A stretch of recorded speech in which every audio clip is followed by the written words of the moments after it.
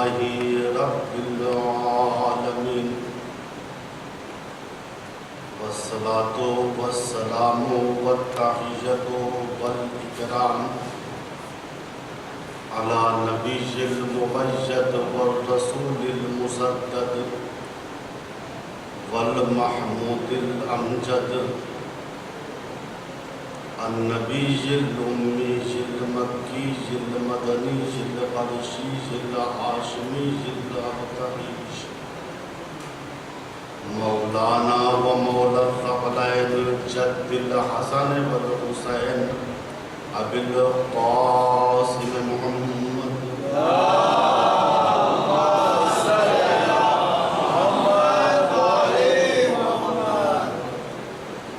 ثم الصلاة على آله الطيبين الطاهرين المعصومين المظلومين من الآن إلى قيام يوم الدين أما بعد فقد قال الله الحكيم بسم الله الرحمن الرحيم الذين يبلغون رسالات الله ويخشونه ولا يخشون أحدا إلا الله وكفى بالله حسيبا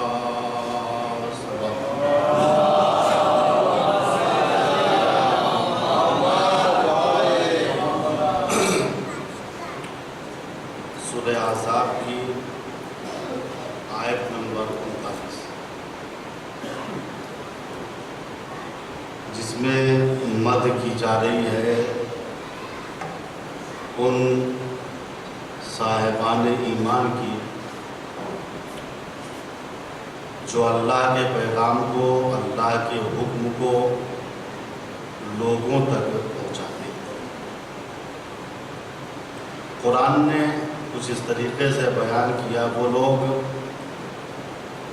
جو اللہ کے پیغام کو بندوں تک پہنچاتے ہیں اور اپنے دلوں میں اللہ کا خوف رکھتے ہیں اور وہ اللہ کے علاوہ کسی سے نہیں ڈرتے۔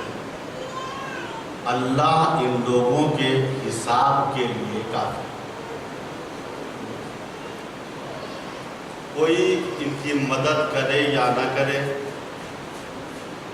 کوئی ان کی عزت کرے یا نہ کرے، اللہ کہتا ہے ہم ان کے سرپرست۔ جس میں قید بھی نہیں ہے پیغام خدا کون پہنچائے، مولوی پہنچائے یا پبلک پہنچائے۔ بعض لوگوں کے ذہن میں خیال ہوتا ہے مولانا صاحب کا فریضہ ہے کہ وہ پیغام خدا کو پہنچی نہیں، ہم نے ایک پیغام خدا کو آپ تک پہنچائے، آپ نے دوسرے تک اور دوسرے نے تیسرے تک۔ اسے مولانا اور عالم کی قید نہیں۔ اللہ نے ہر اس انسان کی مدح کی ہے، تعریف کی ہے جو حکم خدا کو، پیغام خدا کو لوگوں تک پہنچاتا ہے۔ چونکہ اسلام اچھائیوں کا گلدستہ ہے، اس کے اندر اخلاقیات کے پھول ہیں، عبادات کے پھول ہیں، احکامات و قضات کے پھول ہیں، نماز کے پھول ہیں، روزے کے پھول ہیں، حج و زکوٰۃ کے پھول ہیں۔ دنیا کی غرض انشاءاللہ بیان کروں گا، جتنی اچھائیاں ابھی تک ظاہر ہو پائی ہیں اور جتنی اچھائیاں قیامت تک ظاہر ہوگی، ان سب کے مجموعے کا نام ہے اسلام۔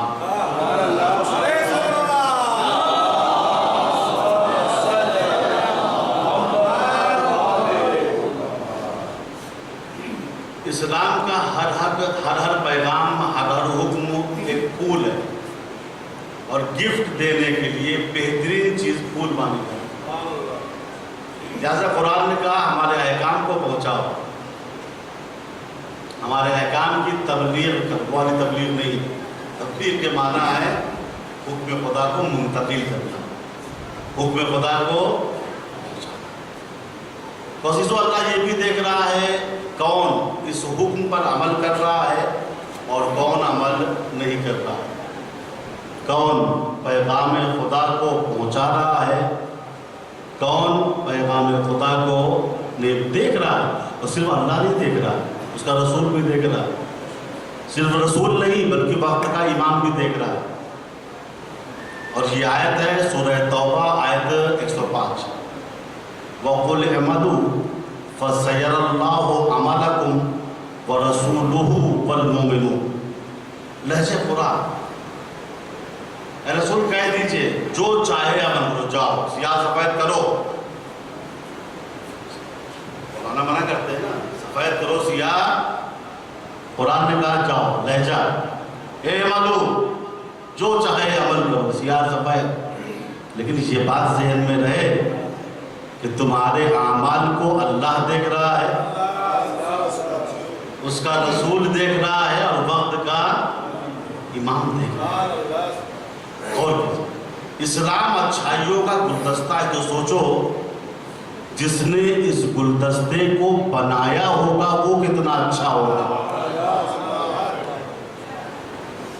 इस्लामी गुलदस्ते का खालिक है परवरदिगार। आज की गुफ्तगू मैं यहीं से शुरू कर रहा हूँ। पहले अल्लाह को हम पहचाने, फिर उसके बनाए हुए अहकाम को हम पहचाने। ज़ात परवरदिगार किसी से मख्फी नहीं है, किसी से पोशीदा नहीं है। और खुदा की कसम, तहरियों के मुकाबले में, कम्युनिस्टों के मुकाबले में जो अहले बैत ने जवाबात दिए हैं, अगर वो जवाबात न होते तो शायद आज सारे मुसलमान तहरिया हो जाते, कम्युनिस्ट हो जाते। अजीब व गरीब तहरिया आके सवाल करते थे। छठे इमाम जाफर सादिक अलैहि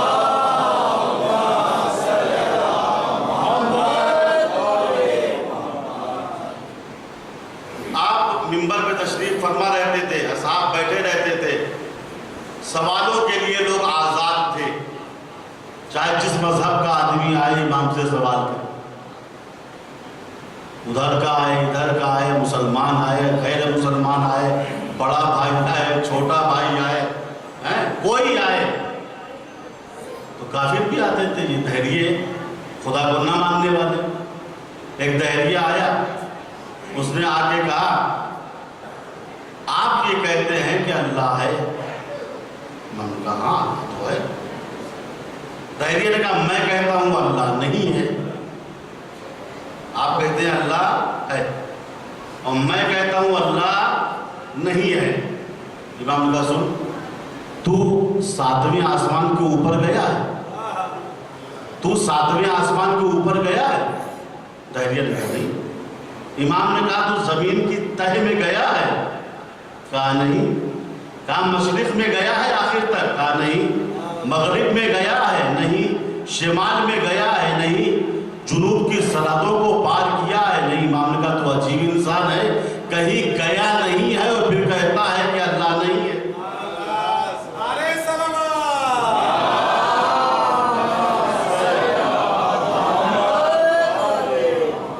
देखिए छोटे छोटे सवालात हैं और उसके जवाबात इमाम ने छोटे छोटे दिए।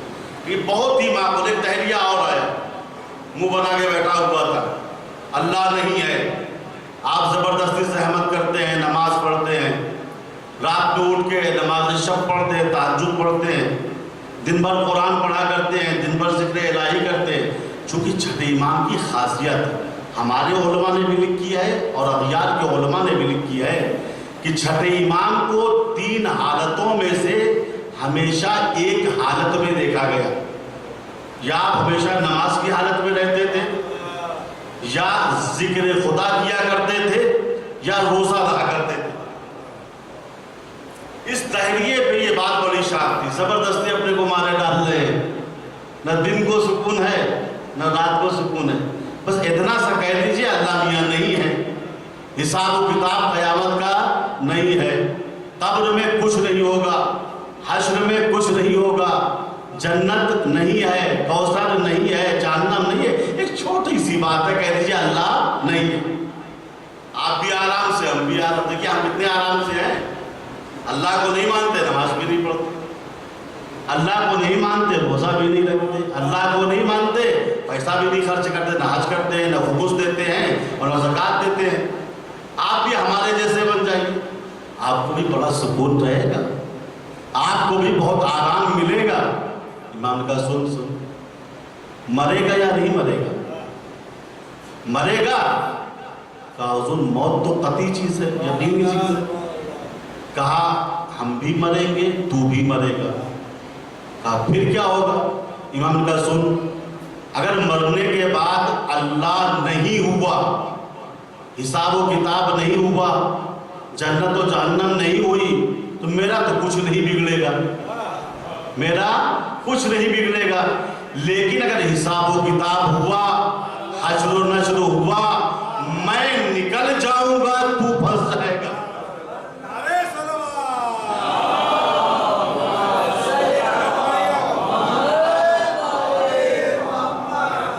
अब हजरत से गुजारिश है थोड़ा थोड़ा आगे आ जाए, एक और सलवात पढ़े आ जाए आगे।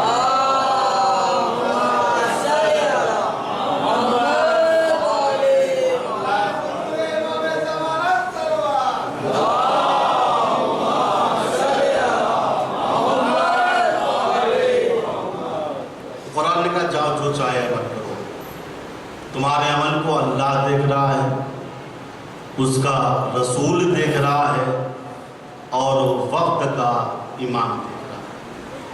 करो, लेकिन निगाहों में ये 3 दूरबीनें होनी जरूरी है। हमारे ऊपर दूरबीन फिट है जो हमारे अमाल को कंट्रोल कर रही है।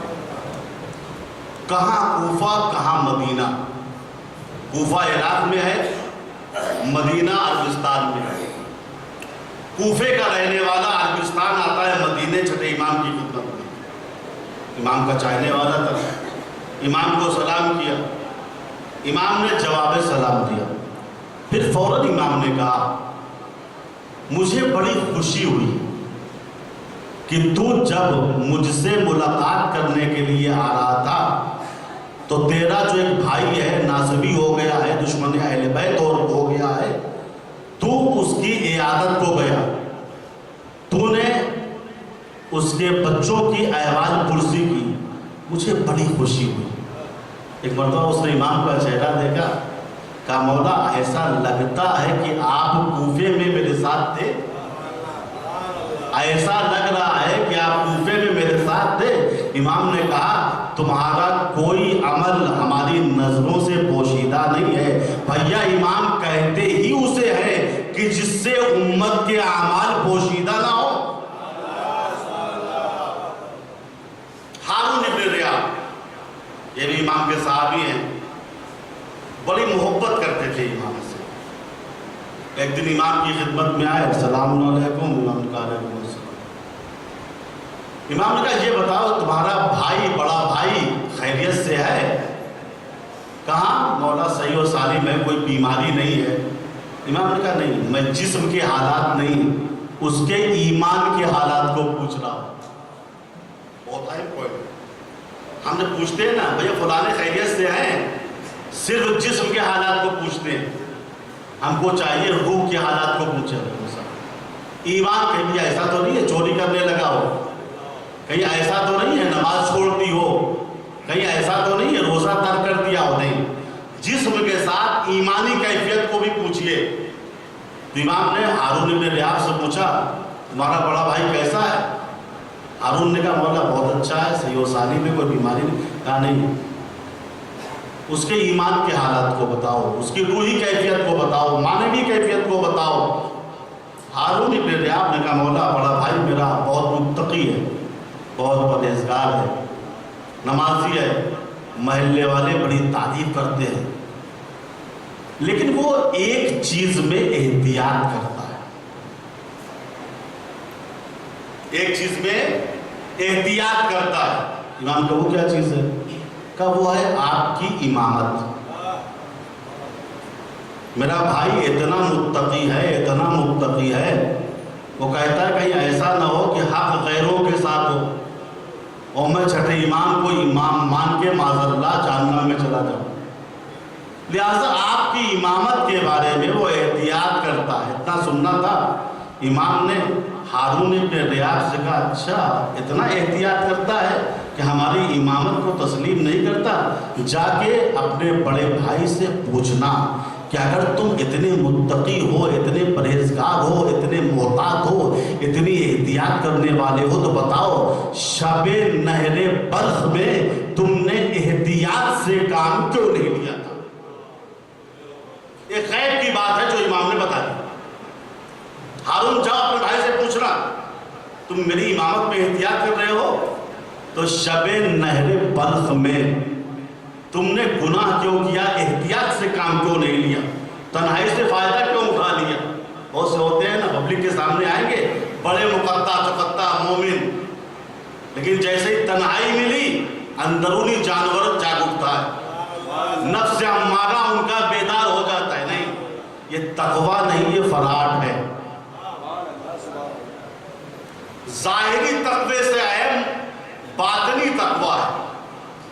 इमाम ने कहा हारून जाओ अपने बड़े भाई से पूछना, तुम इतनी एहतियात करते हो हमारी इमामत के बारे में कि हमको इमाम नहीं मानते, तो बताओ शबे नहरे बल्ख में तुम्हारा तकवा कहाँ चला गया था, तुम्हारी एहतियात कहाँ चली गई थी?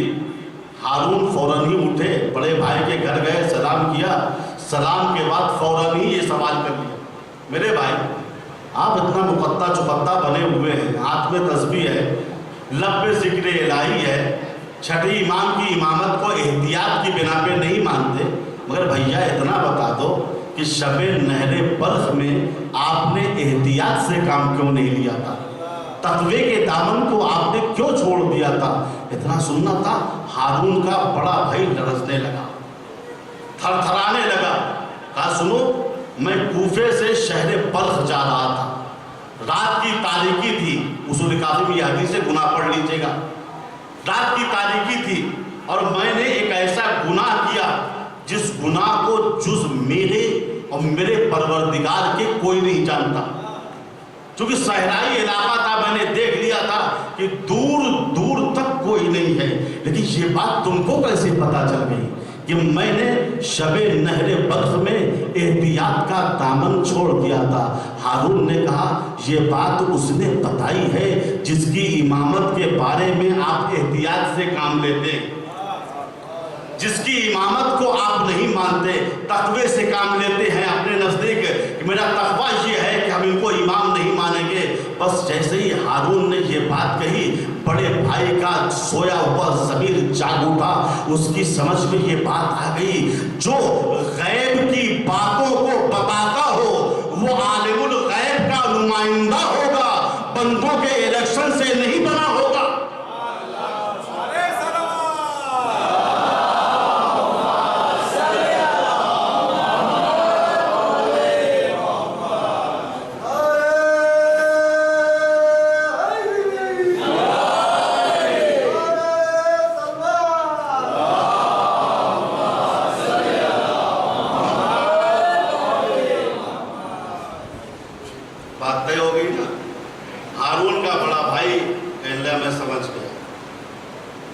मैंने कूफे से जाते वक्त जब बल्ख शहर पहुंच रहा था, अभी तो गुनाह किया था जिसको जुज़ अल्लाह के और मेरे को नहीं जानता था।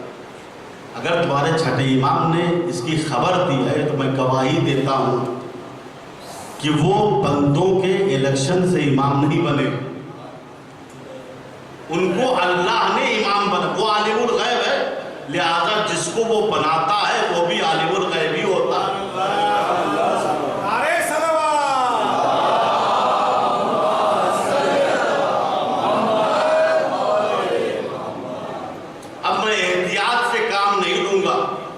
इमाम की इमामत को तस्लीम कर लो अज़ीज़ों, हकीकत है क्या इमामुल मुत्तकीन के दरवाजे को छोड़कर इंसान मुत्तकी बन सकता है?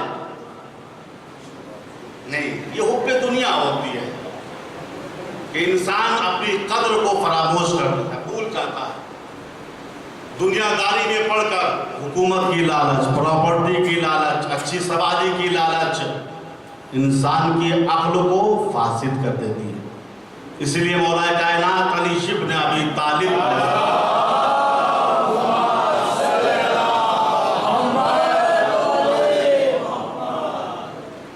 आपने फरमाया कीमतों कुल्ले इमरिन मा युहसिनो, हर इंसान की कीमत اتنی ہی ہے جتنی اچھائی اس کے اندر ہے۔ سید رضی نے نہج البلاغہ میں مولا کے اس کلام کو نقل کیا کہ لکھتے ہیں کہ علم حدیث میں اس سے فصیح اور بلیغ حدیث آج تک میں نے نہیں دیکھا۔ امام کیا کہہ رہے ہیں کہ ہر انسان کی قیمت، سرخان صاحب ہیں میری کتنی قیمت ہے؟ کتنی قیمت؟ کہا جتنی آپ کے اندر اچھائی ہوگی نا، جتنی سخاوت ہوگی، جتنی خدمت خلق ہوگی، جتنی مومنوں کی مدد کی صلاحیت ہوگی، آپ کی قیمت اتنی ہے۔ آپ جتنی نمازیں پڑھتے ہیں، جتنے روزے رکھتے ہیں، واجبات و مستحبات پہ عمل کرتے ہیں، اتنی ہی قیمت ہے۔ بات واضح ہوگی؟ انسان کی قیمت کتنی ہے؟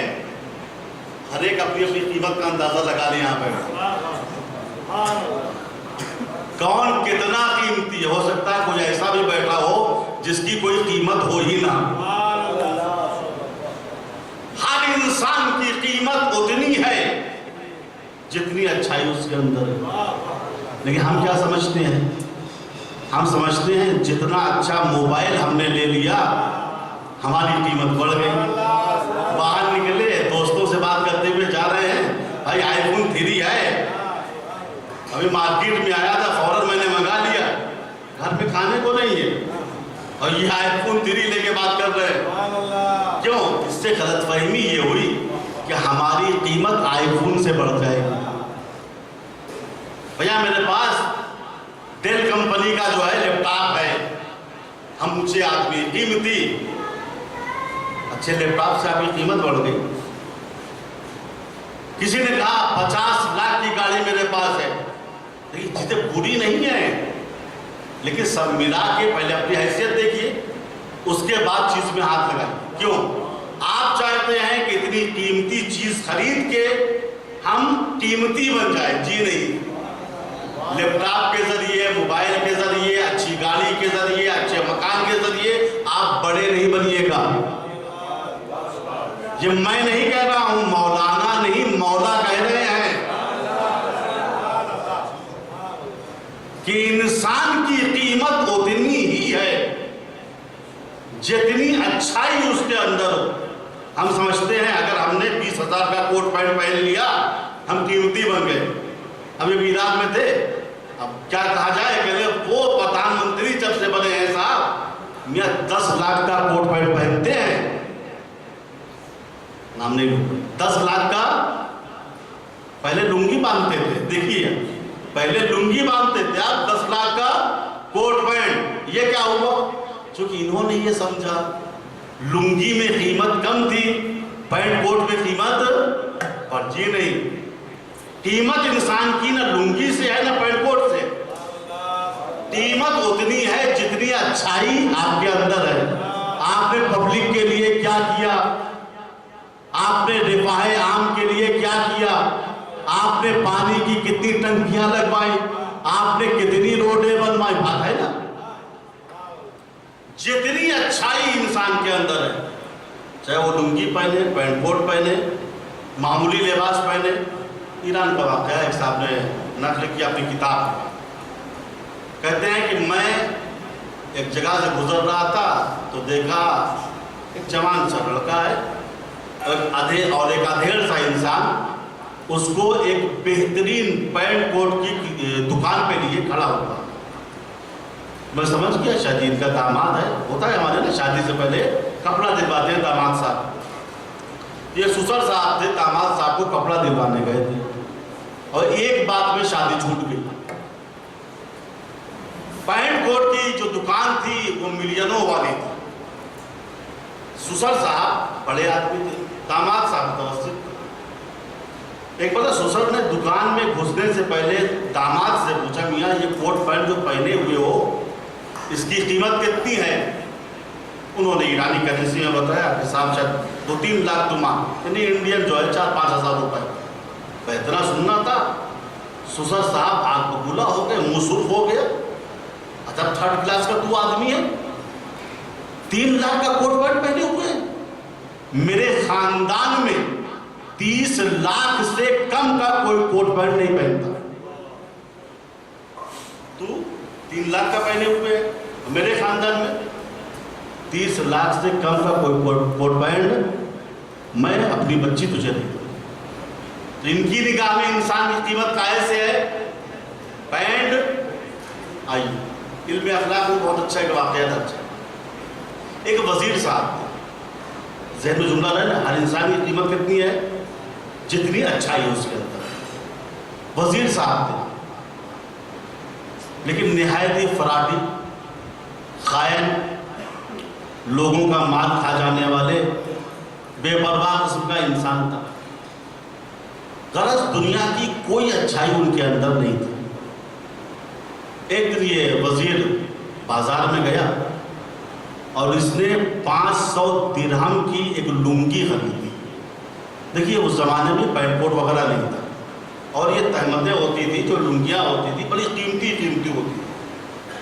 वजीर साहब ने 500 दिरहम की लुंगी खरीदी, 500 चांदी के सिक्के देकर एक लुंगी ली।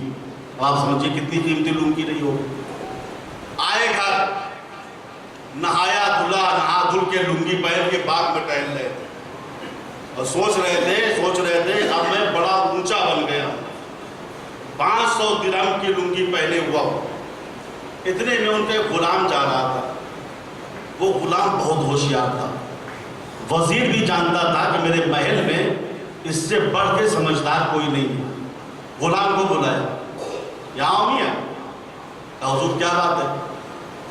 ये बताओ इस वक्त मेरी कीमत क्या है? इस वक्त मेरी कीमत क्या है? गुलाम ने नीचे से ऊपर तक देखा कि वजीर साहब नहा के आए हैं, कीमती लुंगी बांधे हुए हैं, और उसको मालूम भी हो गया था कुछ दिन पहले इन्होंने 500 दिरहम की लुंगी खरीदी है। एक मरतबा गुलाम ने हाथ जोड़ के कहा, वजीर साहब मुझे माफ कर दीजिए, मुझसे मत पूछिए, किसी और से पूछ लीजिए। कहा नहीं, तू समझदार है, तू अच्छी कीमत गुजारी करता है, मुझे तुझ पर एतबार है, तूने जो कुछ कह दिया मेरे लिए पत्थर की लकीर है, तू बता मेरी कीमत इस वक्त क्या है? गुलाम ने कहा, हुजूर माफ कर दीजिए, मुझसे सवाल न कीजिए। जिंदगी ने बताते क्यों नहीं? कहा जान की आमान दीजिए तब बताऊंगा। कहा कीमत बता दी, मैं जान की आमान? कहा हुजूर पहले दे दीजिए आमान, आप मुझे कत्ल नहीं कीजिएगा। कहा जाओ आमान दे दो। जब आमान मिल गई इस गुलाम को, तो गुलाम ने मुस्कुरा के कहा, हुजूर मैं बताऊं, आपकी कीमत 500 दिरहम है। कितनी? 500 दिरहम। वजीर ने गुस्से में आके कहा, तू अजीब बेवकूफ गुलाम है, मैं समझता था तू बड़ा जीरक है, होशियार है, समझदार है, और तू ये कह रहा है मेरी इस वक्त कीमत 500 दिरहम है। कहा हुजूर आप तो जानते जो मैंने कह दिया पत्थर की लकीर है। कहा नहीं, इस वक्त पत्थर की लकीर नहीं हो सकती। कहा नहीं है हुजूर। वजीर ने कहा भैया मैं तो सिर्फ 500 दिरहम की लुंगी बांधे हुआ हूं। गुलाम ने हाथ जोड़ के फिर कहा, हुजूर असल में मैंने लुंगी ही की कीमत बताई है, वरना आप पे तो कोई अच्छाई है ही नहीं कि आपकी कोई कीमत हो।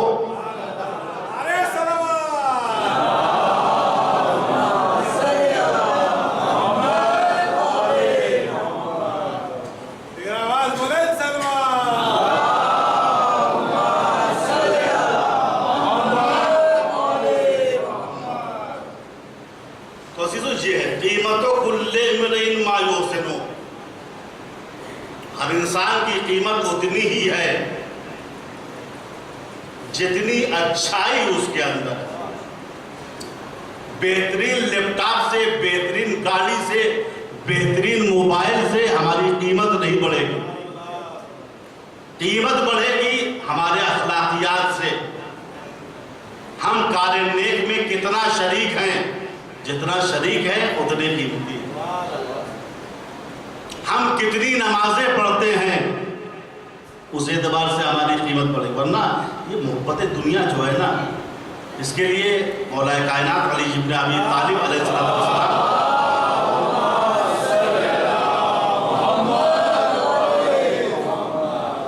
फरमाते हैं कि हुब्बु युफ्सिद अल-अक्ल, दुनिया की मोहब्बत इंसान की अक्ल को फासिद कर देती है। और माल की मोहब्बत, ये माल का होना बुरा नहीं है, मैं अक्सर इस जुमले को तकरार करता हूँ ताकि इंसान को मालूम है, माल होना और है, माल से मोहब्बत और है। शरीयत में जिस चीज से रोका गया है वो माल से नहीं, माल की मोहब्बत से। तो इसका नुकसान क्या है? और नुकसान ये है कि दुनिया की मोहब्बत, माल की मोहब्बत इंसान की अक्ल को बेकार कर देती है। अच्छा, इंसान और हैवान में कोई फर्क है? और हैवान भी खाता है, इंसान भी खाता है, हैवान भी चलता है, इंसान भी चलता है। हैवान भी तवालुदो तनासुल रखता है, इंसान भी रखता है। अगर यही जो हैवान में चीजें हैं इंसान में हो, क्या फर्क है दोनों में? आमदन, नशिस्तन, खुर्तन और मुर्तन। कहा नहीं साहब, एक चीज है जिसकी वजह से इंसान और हैवान में फर्क हो जाता है, वो क्या है? कहा वो अक्ल है, वो अक्ल है। और अगर हुब्बे दुनिया की वजह से अक्ल फासिद हो गई तो हम भी हैवान बन गए। लिहाजा शरीयत ने हुब्बे दुनिया से रोका। ये भैया, अगर हुब्बे दुनिया का वायरस हमारे जिस्म के अंदर मुंतकिल हो गया तो जितनी फाइलें हमारे अंदर हैं सब या डिलीट हो जाएंगी या हैंग हो जाएंगी। तौहीद की फाइल जो है ना खराब हो जाएगी, रिसालत की फाइल खराब हो जाती है। बहुत से लोग मिलते हैं, मियाँ अल्लाह मियाँ समझ में नहीं आता है मुसलमान, कलमा पढ़ते हैं, अब मस्जिद में आइए नमाज, अमा छोड़ो, मैंने नमाज ही छोड़ दिए। ये हुआ क्या है? तो मुसलमान है? कहा नहीं, चूंकि हुब्बे दुनिया का वायरस इसके जिस्म के अंदर चला गया था, लिहाजा जो सारी फाइलें थी नमाजों की, रोजों की, अल्लाह की, रसूल की, सारी फाइलें या डिलीट हो गई हैं या हैंग हो गई। लिहाजा अजीजों, हुब्बे दुनिया के वायरस से बचने के लिए तवक्कुल का, यानी तवक्कुल इलाही का एंटी वायरस बहुत जरूरी है। इब्तिदा ही से बच्चों को कनाअत का टीका लगवा दीजिए। कनाअत समझते हैं? जो है उसी पे इत्तेफाक करो, परवरिश इस तरीके से बच्चों की करो। अगर कनाअत का टीका बचपने में लग गया तो हुब्बे दुनिया का वायरस कभी असर नहीं करेगा। तो अजीजों, जरूरी है कि हुब्बे दुनिया के मजबले से हम निकलें। अगर हमें इस बात का यकीन हो जाए अल्लाह हमारे अमाल को देख रहा है, उसका रसूल देख रहा है, वक्त का इमाम देख रहा है, क्या हम गुनाह करेंगे? क्या हम फराड करेंगे? क्या हम धोखाधड़ी का काम करेंगे? नहीं कर सकते। मैं अभी एक शहर से दूसरे शहर जा रहा था गाड़ी से, लंबा तकरीबन फासला था दोनों शहरों का 100 से 150 किलोमीटर का। मैंने देखा अच्छा खासा ड्राइवर जो था 80 की स्पीड में चल रहा था, और थोड़ी दूर अभी निकला था कि 150-160 की स्पीड। मैंने कहा भैया खैरियत तो है, अभी तो सही और सालिम चल रहे थे। हाँ मौलाना, बात यह है वहाँ गवर्नमेंट ने दूरबीन लगा दी है, वहाँ रफ्तार पे कंट्रोल होता है, वहाँ सही चलना पड़ेगा। आप क्यों उल्टा सीधा भाग रहे हो? कहा यहाँ दूरबीन नहीं है, यहाँ दूरबीन नहीं है। अच्छा, फिर तो अभी 20-25 किलोमीटर चला था, फिर रफ्तार सही हो गई उसकी। मैंने अब क्या हुआ? कहा मौलाना यहाँ भी 10 किलोमीटर पे दूरबीन लगी हुई है। बात तय हो रही है ना। जहाँ जहाँ दूरबीन थी उसको मालूम था सरकारी कारिंदे हमको देख रहे हैं, उसकी रफ्तार सही थी। और जहाँ उसने देख लिया सरकारी कारिंदे नहीं देख रहे हैं, यहाँ दूरबीन नहीं है, वहाँ से उसकी रफ्तार खराब हो जाती थी। एक मुसलमान ऐसा ही है। अगर उसे यकीन हो जाए हमारे ऊपर हमेशा 3 दूरबीन लगी हुई है, अल्लाह की दूरबीन, रसूल की दूरबीन, वक्त के इमाम की दूरबीन, कभी मुसलमान गुनाह कर ही नहीं सकता है।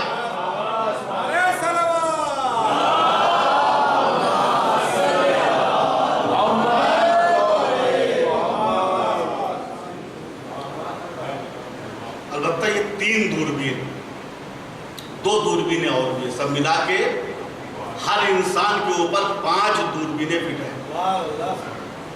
अल्लाह रसूल वक्त का इमाम है। 3 दूरबीन, चौथी दूरबीन कुरान कहता है वयौमा तुहद्दिथु अखबारहा, क़यामत के दिन जमीन खबरों को बताएगी। खुदाया इस जमीन पे बैठ के इसने ये गुनाह किया था, खुदाया इस जमीन पे बैठ के इसने ये कार्य नेक किया था, अच्छाई को भी बताएगी। ये चौथी दूरबीन है तो नीचे से लगी हुई है। 5वीं दूरबीन भी है, सूरह यासीन उठा के देखिएगा।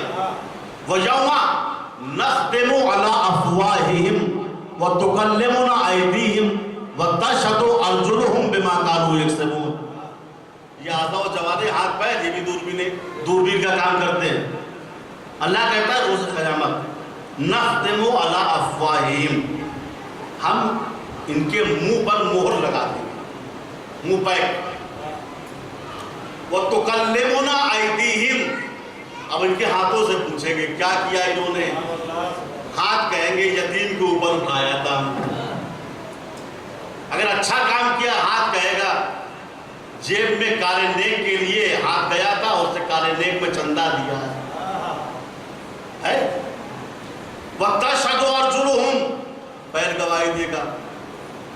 मजलिस में गए थे या किसी सलीमा हाल में गए थे, पैर के जरिए क्या क्या गुनाह किया था, क्या क्या अच्छाइयां की थी, ये भी एक दूरबीन का काम।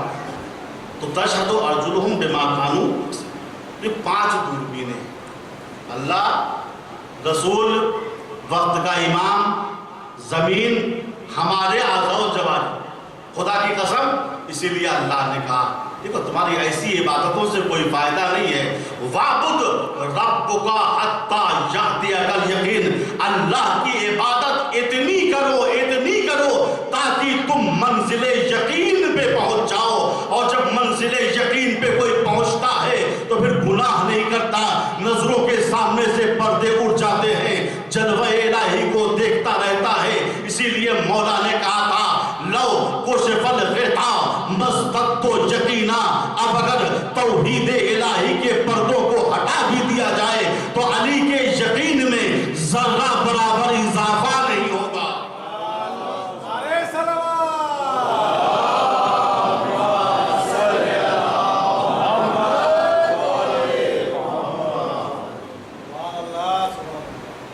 जब इंसान मंजिल यकीन पे पहुंच जाता है तो फिर वो डरता नहीं है। अला इन्ना औलिया अल्लाह ला खौफुन अलैहिम वला हुम यहज़नून। याद रखना, आगाह हो जाओ, औलिया खुदा वो होते हैं जिन पर कोई खौफ नहीं होता और जो महजून नहीं होते। दुनिया चली गई तो हाथ नहीं मल ले। इसी को कुरान ने कहा, जो पहली आयत करीमा मैंने पढ़ी थी, अल्लज़ीना युबल्लिगूना रिसालातिल्लाह, काबिल मद है वो लोग जो अल्लाह के पैगाम को पहुंचाते हैं। सिर्फ पहुंचाते नहीं, वह यख़शौनहु, अल्लाह से डरते भी हैं। और सिर्फ अल्लाह से डरते नहीं, वला यख़शौना अहदन इल्लल्लाह, और अल्लाह के अलावा किसी से नहीं डरते।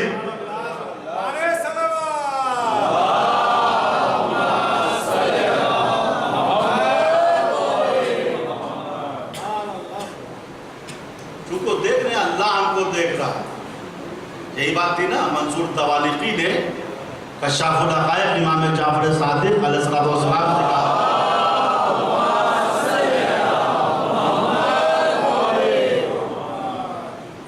बड़े बड़े मुफ्ती आते हैं, हमें फर्शी सलाम करते हैं, जो क्या दावत है, वो हमसे डरते हैं, खौफ खाते हैं, लेकिन आप क्यों नहीं डरते?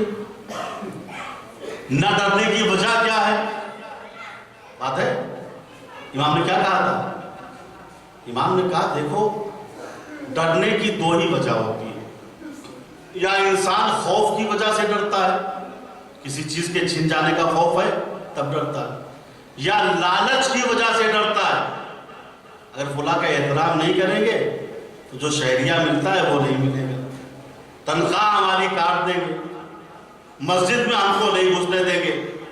تو انسان ڈرتا ہے یا لٹ جانے کے خوف سے یا ملنے کی لالچ کی وجہ سے. سلوات پڑھو.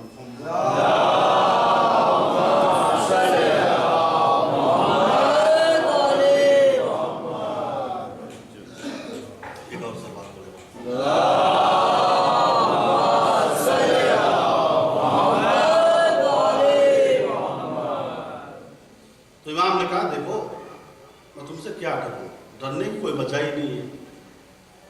نہ تمہارے پاس آخرت ہے کہ جس کی مجھے لالچ ہو، اور نہ میرے پاس دنیا ہے جس کے چھن جانے کے خوف سے میں ڈروں. ڈرنے کی کوئی وجہ نہیں ہے. تو وہ آئمہ ہوتے ہیں لا یخشون احدا الا اللہ. یہ لائٹ چلی گئی ہے، مجھے احساس ہے، اچانک ماحول بھی بدل گیا، مزاج بدل گیا. لیکن میں سمجھتا ہوں اگر اس گرمی کے ساتھ ایمانی گرمی باقی رہے گی تو سننے میں پریشانی نہیں ہوگی.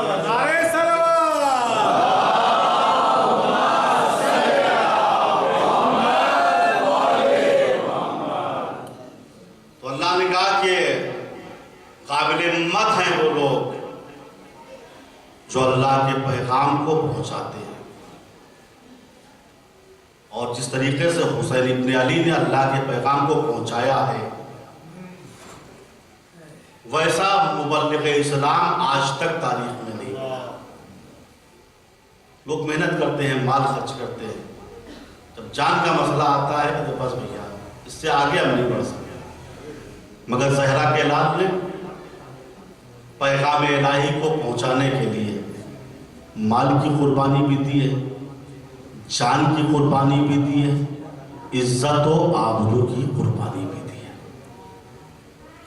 28 رجب سن 60 ہجری کو زہرا کا لال اپنا پیارا وطن مدینہ چھوڑ دیتا ہے. حسین ابن علی 5 شعبان کو مکے پہنچے. 4 مہینہ 2 دن آپ مکے میں رکے رہے. 8 ذی الحجہ یوم ترویہ آپ نے مکہ بھی چھوڑ دیا، اور 2 محرم 61 ہجری کو آپ وارد کربلا ہو گئے. عزادارو آج 2 محرم ہے، رونے کے لیے الفاظ کی ضرورت نہیں ہے، تصورات کافی ہے. لکھا ہے کہ حسین کا گھوڑا چلتے چلتے ایک جگہ پہ رک گیا.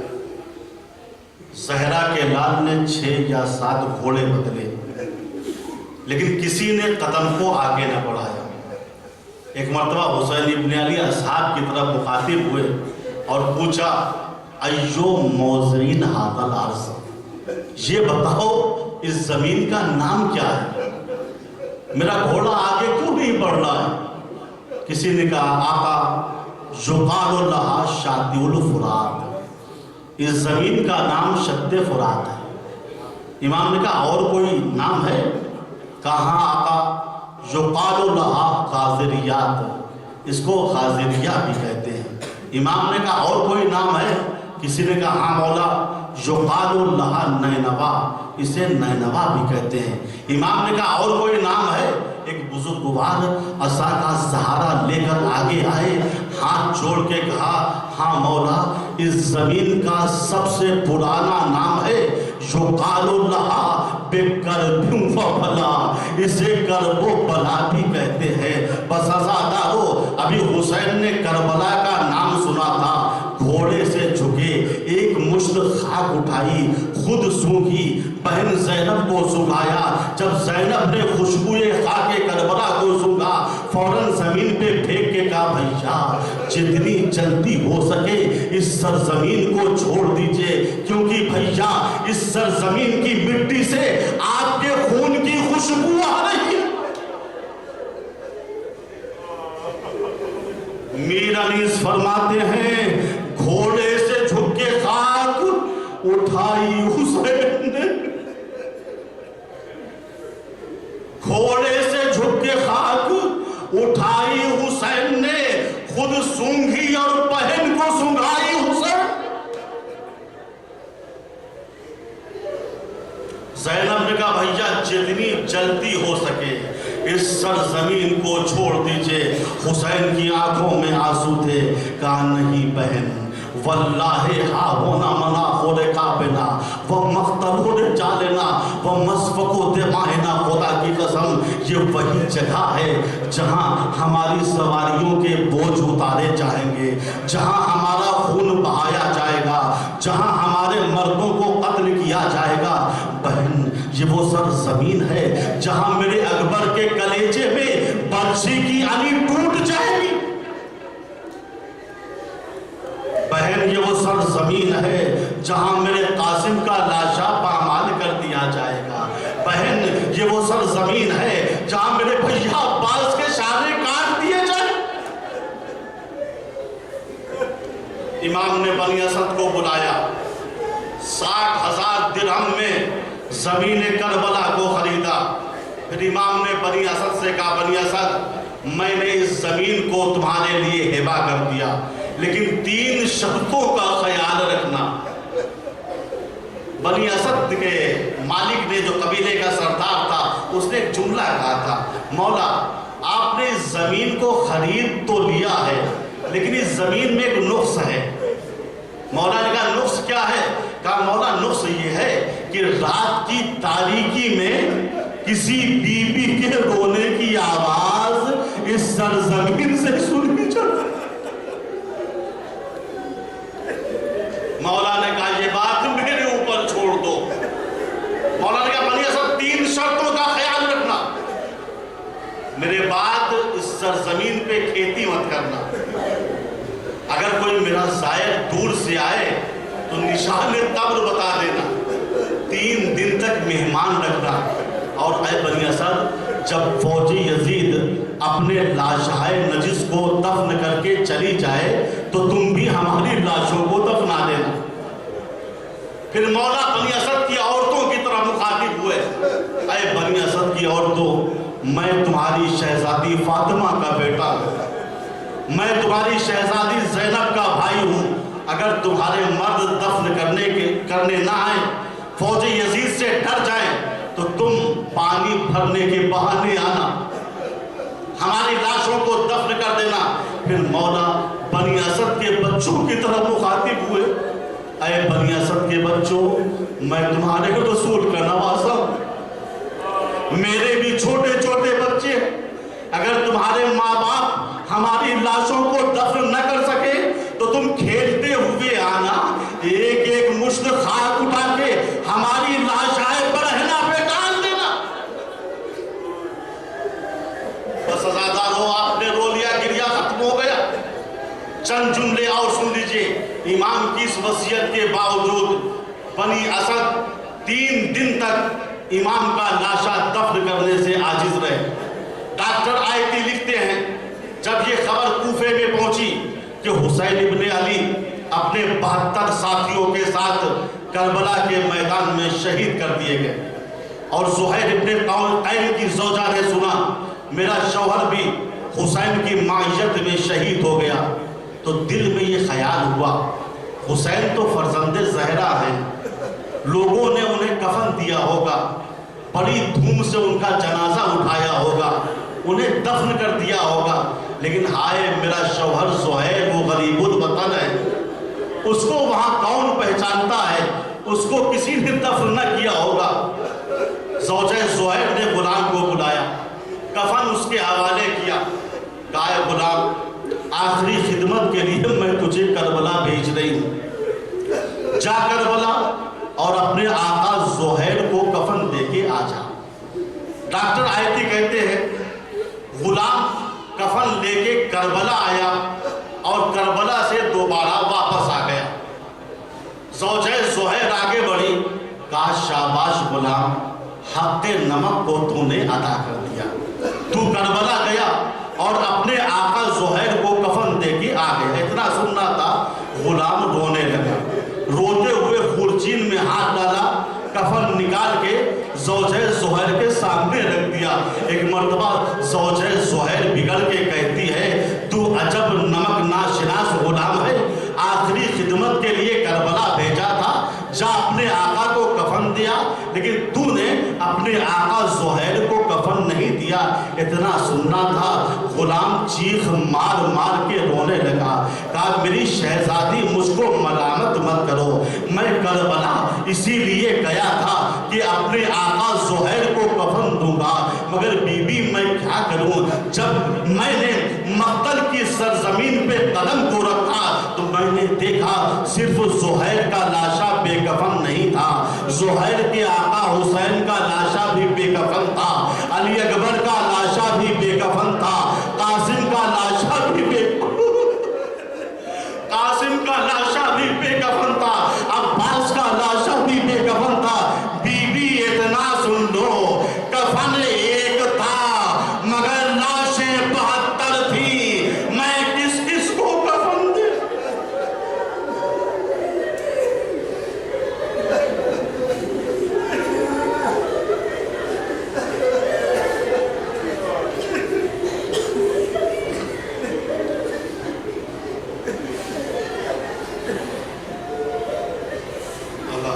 لعنت اللہ ہے وسيعلم الذين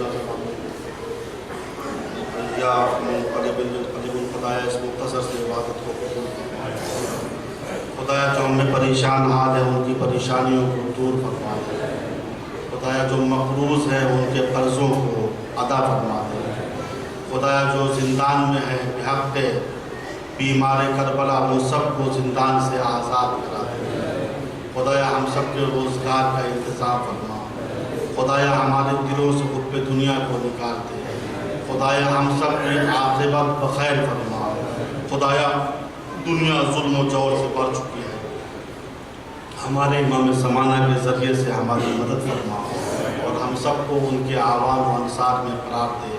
وآخر دعوانا ان الحمد للہ رب العالمین۔